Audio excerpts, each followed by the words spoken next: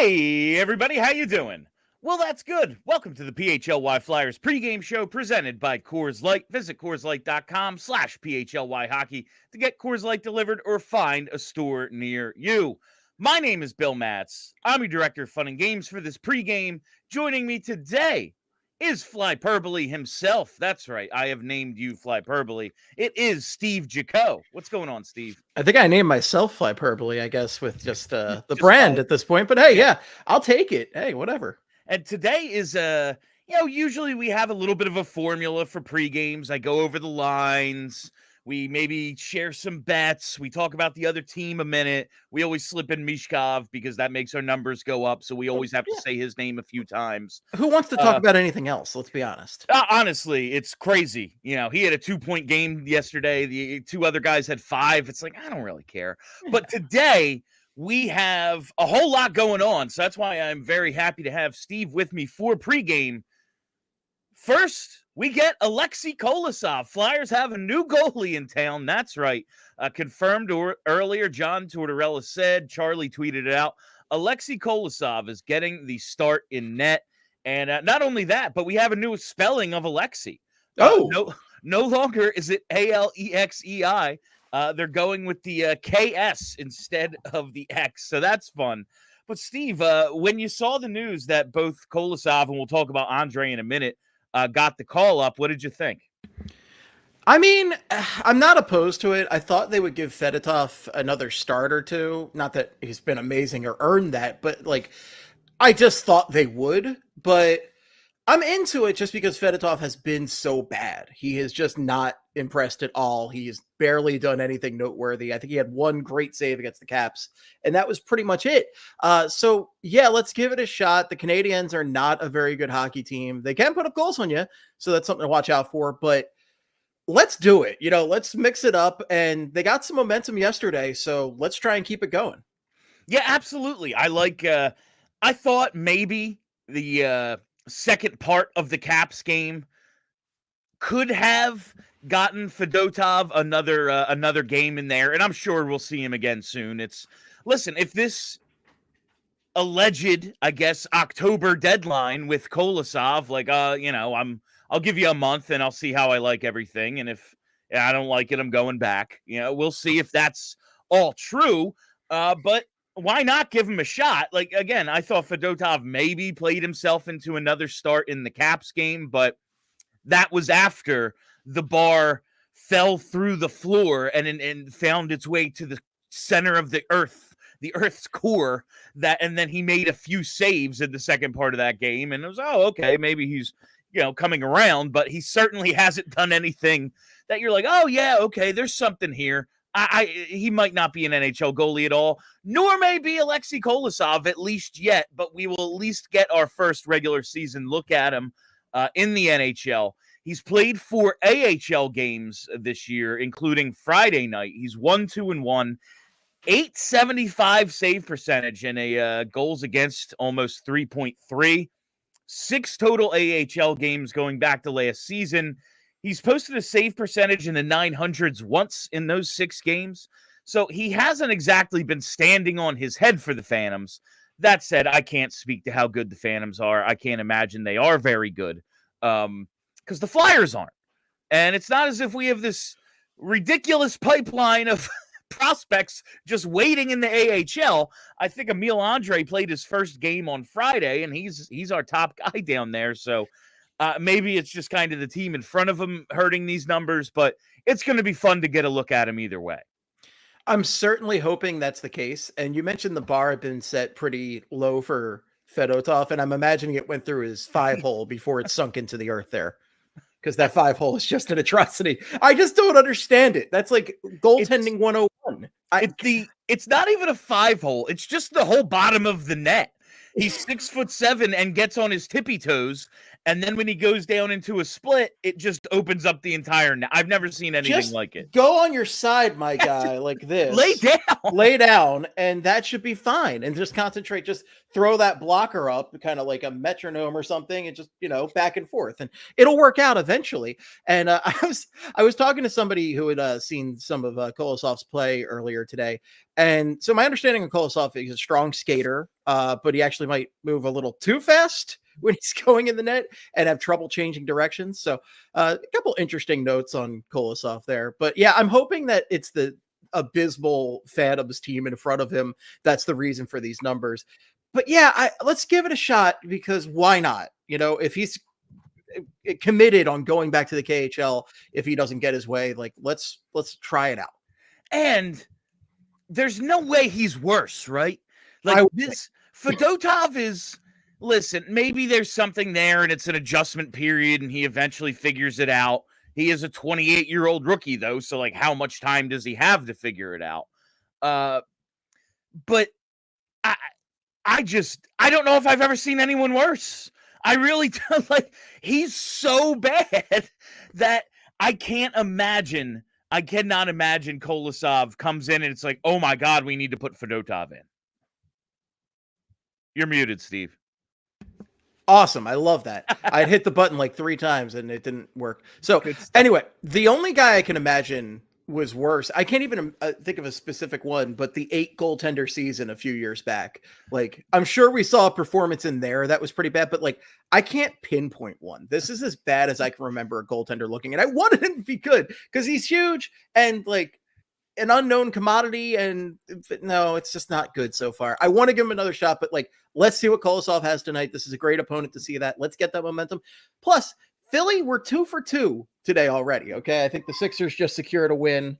Have they? Yeah, it looks like the they Sixers have won. Yeah, the Eagles won. So let's make it a 3 for 3 Philly day. That would be fantastic. Yeah, Sixers put it away 118-114 in overtime. So the Flyers have to hold serve here. Flyers can't ruin the 3 for 3 day. They have to get it done. And now we'll take a second to talk about Emil Andrae, because he's coming up as well, Steve. And this is another, I'm excited to get a look at him. A big part of it is how bad Egor Zamula has struggled.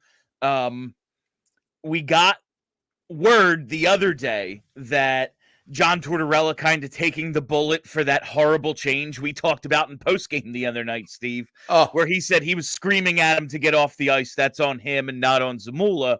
And maybe with the way he struggled this far, the coach is just trying to, maybe even out the criticism a little bit. I can't imagine a world in which a coach would ever want a player coming off the ice as they are about to accept a pass, but maybe it happened. But whatever it is, Torts said today, and this was tweeted out by Jordan Hall, just about how much they've put on Zamula, how much stress he's been under, just the different responsibilities. And he talked about the speed, not just the physical speed, but mental as far as reading plays, getting the puck up the ice quicker. We've stopped using him as an interpreter. I think we went a little bit too far there. It's time that we talk to Mish. It's just too much, and I think it has affected him a little bit. I just want to put him out, let him watch a game, and try to regroup, and then we'll see what happens after this game. We'll see what happens after this game part leaves it open-ended. But it's a good opportunity to just say, listen, maybe it was too much and you're having a bad start. Just watch a game. I don't think anyone has delusions that Egor Zamula is going to be like a top 4 defenseman on a Stanley Cup contending team. But he looked like an NHL player last year. Like, we saw that, right? And listen, we've seen undrafted guys fall off a cliff. It happened with Phil Myers. But R.I.P. That 1 year, though, man, him and Sanheim, it was something. But like, and maybe that's what happened with Zamula. It's just like, yeah, and your luck ran out. The league caught up to you, whatever it is. But he's not this bad. Like, there's no way the player I watched last year is the same guy. Maybe he's dealing with too much mentally. I don't know what it is, but if it's just a little break for him, we get to see Emil Andrae, and that's cool. 1 assist so far in his only AHL game. I'm a little concerned for Zamula if thinking of how to say words for somebody is too much work for him. Like, I've never been a translator. I'm actually horrible with foreign languages, but I can't imagine that being a translator would be so stressful for me that I'd suddenly become very bad at hockey. But Who is to say? That's a classic. Torts was doing a classic Andy Reid, since I'm wearing the Birds jersey here, saying I got to do a better That's job on me, when yeah. he said that. Yeah. Yeah, that's a coaching tactic. No, And absolutely. good on Tortsy for doing that. But I'm excited to see Andrae. I was bummed that we didn't see him the entire road trip, and it didn't really make sense to me, especially with Erik Johnson in there, because Erik Johnson is old and slow at this point. So it's like, what are we doing here? But I'm excited to see him now. He's got some speed. He's got some offensive skill. I'm really hoping to get a good look at him tonight, and hopefully he can kind of stick around for a little bit. I also don't want Cam York out of the lineup too much, because Cam York is easily one of the best defensemen on this team. Yeah, that's the bummer of this. But I guess silver lining with Cam York out, because you would think if Zamula was sitting, all right, yeah, we like Andrae, but like Cam York, he's the number one defenseman at this point. Maybe he gets some power play time finally. But with him out, maybe it's Andrae. Maybe we get a look at Emil Andrae doing the thing that if he's going to be a good NHL player, he's going to be running the point on one of the power play. Like I have high hopes for him, but if he doesn't do that, it's like, well, what's your role? Like, I want to see him do this thing, and I hope he does well at it. The power play looks like it's been good. The first unit's really come on. I assume we'd see Andrae on the second unit, and they'd keep Drysdale up on the top. But I am looking forward to getting to see Emil. And yeah, it was great. It was disappointing that we didn't see him on the road trip. Like, you brought him out there. And Charlie did explain this. Like, listen, he got to earn an NHL paycheck for a couple of games. That's like a pretty good accomplishment in itself. Players like that. He's the one in camp who earned it. They think, yeah, maybe Adam Ginning is like more ready, but he had such a bad camp that what are we going to reward him? You know? And so it ended up being Andrae, but he didn't actually factor into a game. But here we are, 9th game of the season, and I guess now it's time for Emil Andrae because Zamula has been so bad. The one thing I can say about Zamula and the interpreter role, Steve, is like they talked about during one of the broadcasts recently, like during a team meeting, they're breaking down film. So Mish has a question, and he asks Zamula, and Zamula asks the coaching staff, and then the coaching staff tells him, and then he tells Michkov, and maybe it's not like that part of it is so stressful. Like, it doesn't sound like that is all that difficult. You speak both languages, which blows my mind that anyone's capable of that. But, like, you speak both. So, but just the idea that he's spending this time helping Michkov understand his game, suddenly he's not working on his own. It just takes away from that. I don't know. Sure, why not?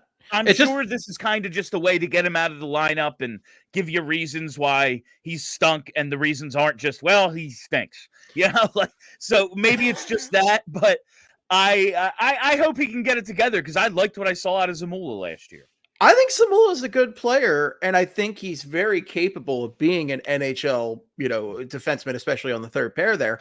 But yeah, he's looked absolutely horrible this year. His whole situation that you just described reminds me of Office Space, where they're asking the guy what he does here, and he's like, I go and I talk to the engineers, and then I come back, and like that's what it kind of sounds like. They're not good at dealing with people, damn it. They're not good at dealing with people. And that was Zamula in this case. And so Comcast, get a translator. Just okay? hire Ohtani's got one.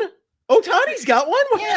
Comcast can afford a translator, okay? Just follow Michkov around all day until he learns the language. He already knows the language of hockey, okay? He's already bossing around guys on the ice like he's been here for years, which is amazing. But yeah, like whatever Zamula's got to do to get his head on straight, that's one thing that doesn't count against the salary cap, a translator. So just make it work.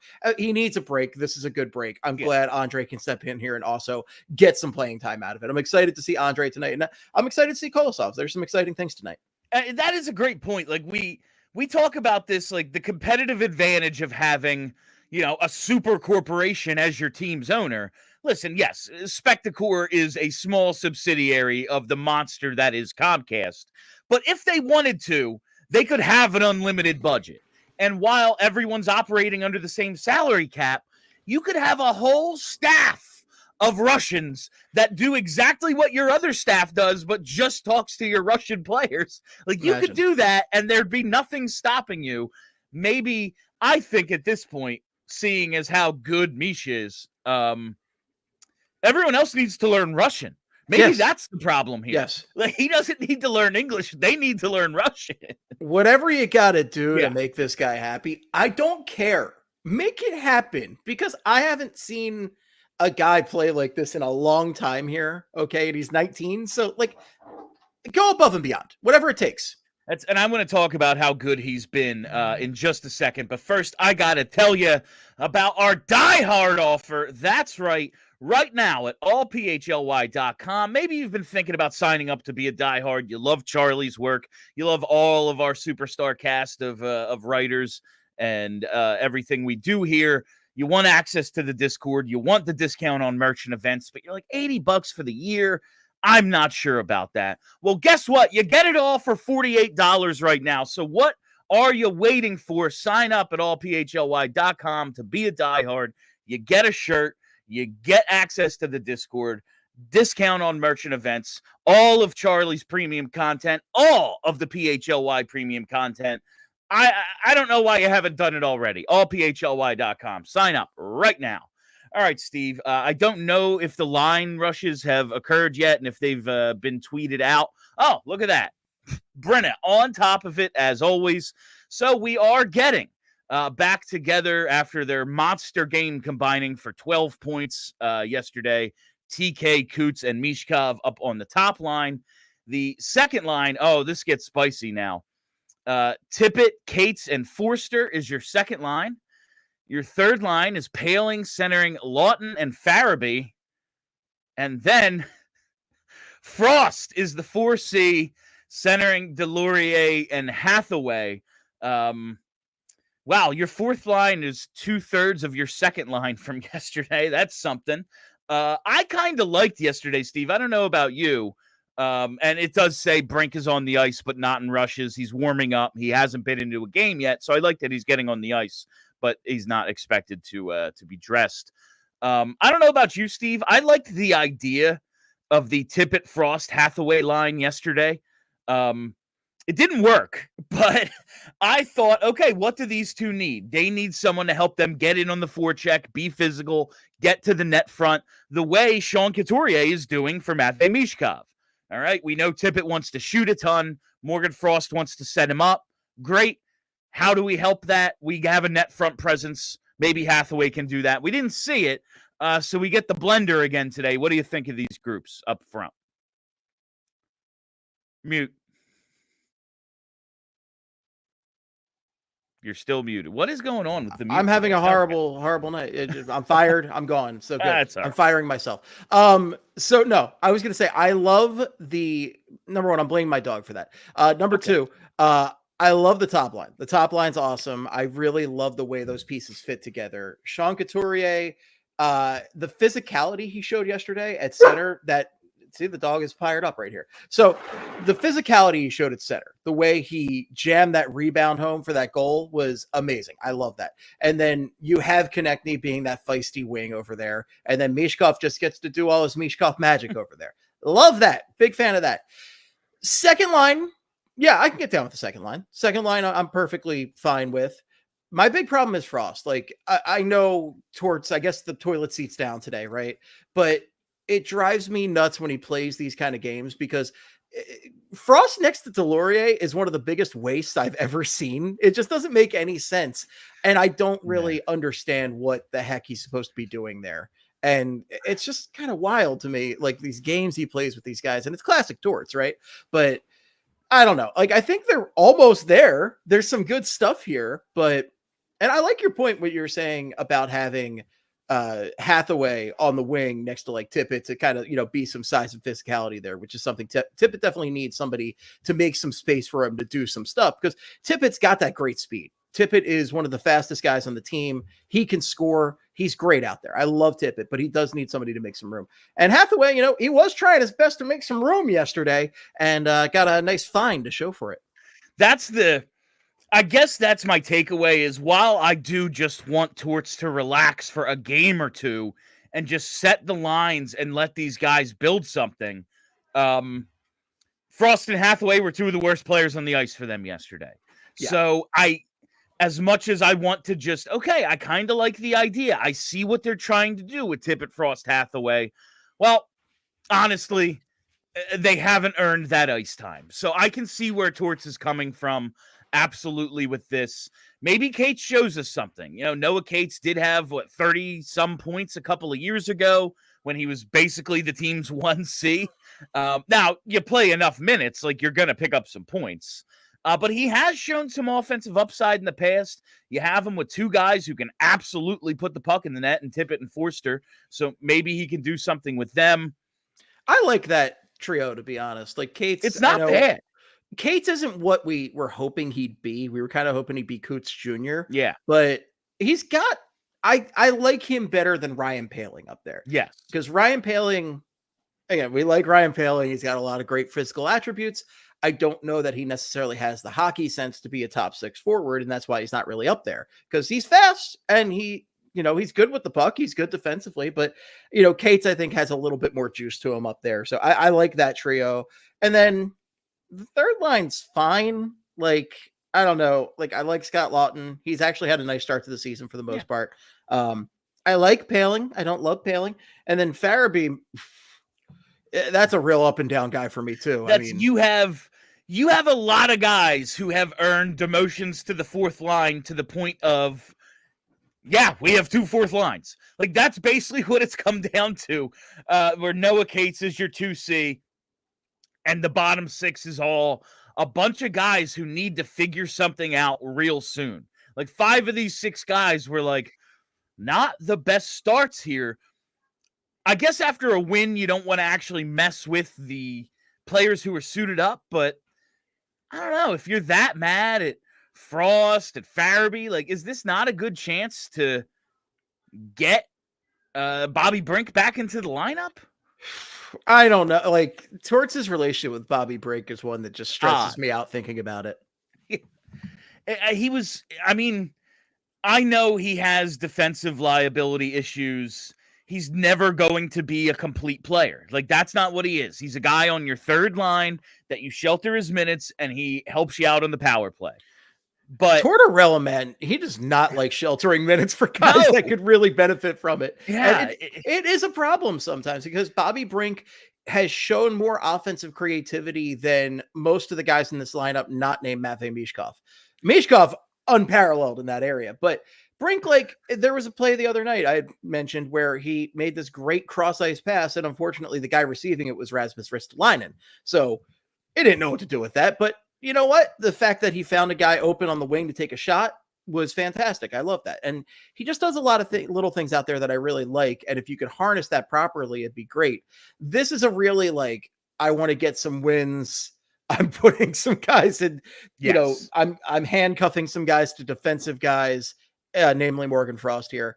And it's interesting that the defense is looking like it is. I mean, Risto all of a sudden is just like a guy who can do stuff, right? Playing top pair with Travis Sanheim. Just like, I never thought I'd see this day. And this is the second pair from like 2-3 years ago, right? Yeah, that's I wanted to ask you about this Risto thing because that was my question with Charlie yesterday is like, all right, so Risto just basically he was a third pair defenseman and now here you go, 25 minutes yesterday. Like, obviously we probably don't think it's sustainable, but I like giving him the chance. I mean, you got to give somebody a chance on this defense, right? Because it's such a weird, mishmash of guys here. And look, in theory, if you look at all his physical attributes, as Chuck Fletcher did once upon a time, Rasmus Ristolainen is a guy who should be a damn good hockey player based on everything you've got there. He's big. He's got the capability of playing nasty. And, like for a guy his size, right? So he should be a better defenseman than he has been up to this point in his career. But like, maybe I don't have any hopes for being a top pair guy ever. No. But if he can play good top pair minutes at times this year, I'll be very happy. I think all we've ever wanted is for him to turn into like a competent defenseman at this point. I like just don't suck. just don't suck. Like what we saw when he first came over here, he was just a complete liability in his own end. And that was true to both the advanced stats and the eye test. Like there's no defense for that guy's game. But this year, the advanced stats have liked a lot of what they've seen from him. I can't read them. I'm not, on that level. Yeah, people tell me that. Yeah. Much like speaking Russian, I can't speak advanced stats either, but the people who do speak it have told me they're pretty good. And on top of that, like from what I've seen, he hasn't had any liability moments. He's actually shoved some guys around. I've seen some good stuff. So yeah, let's get nuts. I like it. I want him to play like this. All I've ever wanted is the best for Rasmus Ristolainen. So please give us your best and play some good hockey. Just good hockey. That's all I want. Yeah, and just to finish up with Bobby Brink, before yesterday, he was tied for second on the team in scoring. Some guys had some games yesterday that have changed it. He's now sixth, but I just got to believe there's a role for him on this team. He's never going to be a complete player, but he can score, and this team can't. Like, maybe that will start changing now that Coots maybe found a role for himself, now that Michkov looks real damn comfortable because – man, does he. That graphic they showed yesterday, Steve, and I saw you put it in the outline. We talked about it on postgame, JP and I. Eric Lindros, first 8 games, 8 points. Matvei Michkov, 9. Like, this is one hell of a rookie season already for this guy. And now you do see, like, okay, well, James Van Riemsdyk, 8 points in his first 8 games. And I looked his numbers up the other day. They were absurd. He had like 18 points in his first 16 games and then 17 points for the rest of the season. Something like that. Like something completely unbelievable. But it is a joy getting to watch Matvei Michkov and thinking about like this is going to be every night for Flyers fans. It's already something special to watch. He is turning heads regularly, and we're 8 games in. It's really, really fun. He's already a name around the league. He's already a guy that you're seeing tweets from the NHL account saying like Matvei does it again, like that kind of stuff. And it's fantastic to see. And, I like having both Lindros and Van Riemsdyk as comparables there because like, obviously you're seeing like the yin and yang of what this could be, but I feel very strongly that it's closer to the Lindros end of things than the Van Riemsdyk end, mainly because of just what the kind of player those guys ended up being. Lindros was a guy who knew his hockey. He was a great hockey mind, but obviously a huge physical presence as well. Whereas Van Riemsdyk, physical presence, he had size, right? But like Van Riemsdyk could do a lot of things, but like, I don't know. He's ultimately a guy who is most effective in a third line sheltered role and power play time. Yeah. Whereas Michkov is 19. He's a top line player already. There's nothing sheltered about him. And that's exactly like what it was with Lindros. Like he was like the top line guy from day one, pretty much. Like he was out there doing the thing. So yeah, I feel pretty darn good. But yeah, he's next level. It's a pleasure to watch. I'm excited to see what he can do against the Canadiens because their fans are so salty that they picked Reinbacher over Michkov. I hope he just makes them all just lose their minds. Really looking forward to this one. And now let's hit today's super chat. We may only have one so far. It's from Hattrick Patrick. Put a Google Translate implant in Matvei Michkov's mouth guard. Really don't see the point in justifying a roster spot for a subpar player just because they know Russian. Listen, I think Zamula is a better player than he's shown thus far.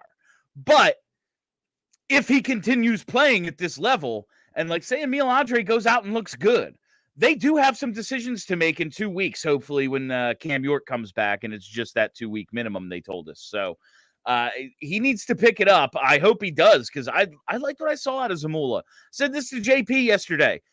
If we had last year's Zamula in 2010, the Flyers win the Stanley Cup. Oh, like, God, yes. Like, while he's a third pair, while he's just a third pair defenseman, they're pretty damn important, too. You need to have 12, 15, 16 minutes a game that aren't a complete disaster. Like you can't be running like old Chris Pronger out there for 45 minutes a night. Yeah. A 34-year-old guy playing 45 minutes. Let's see how this goes. All right. It is now 7:00. We are just about ready for puck drop, which means this has been the PHLY Flyers pregame show presented by Coors Light. Visit CoorsLight.com/PHLY hockey to get Coors Light delivered or find a store near you. We'll be back with you as soon as the game goes final with postgame, so make sure you're tuned in right here to our YouTube page. My name is Bill Matz. That's Steve Jaco. Let's go Flyers. Let's go.